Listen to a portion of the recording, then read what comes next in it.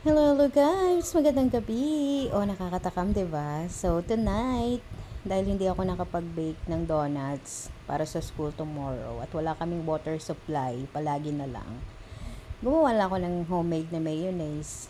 So, yan, gumamit ako ng 2 itlog, 1 tablespoon ng vinegar, suka, tapos 1 teaspoon ng salt, and 2 tablespoon ng sugar. At para maging masarap siya, nilagyan ko pa ng 2 tablespoon or 1 tablespoon lang pala ng mustard. Yan. At gumamit ako ng hand blender dito.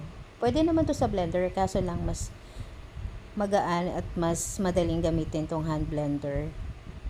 So, habang nagbe-blend siya, unti-unti ko nilalagay yung 1 cup ng vegetable oil.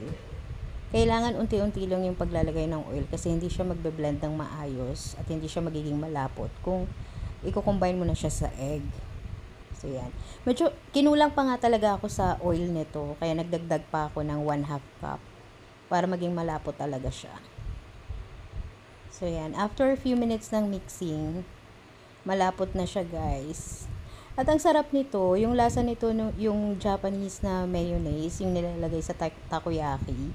Dati bumibili ako noon, ang mahal noon. Ganito lang pala kadaling gawin. So, yan. Ang lapot na niya, guys. Oh. Pwedeng-pwede na. At pwede na siya talagang pang dressing.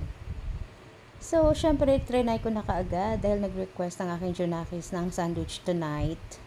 At wala kaming mayo. Yan ang ginamit ko. Dapat magbe-bake ako ng bread kaso walang water, so bumili lang kami ng wheat bread. At yung hotdog, hinati ko lang sa dalawa.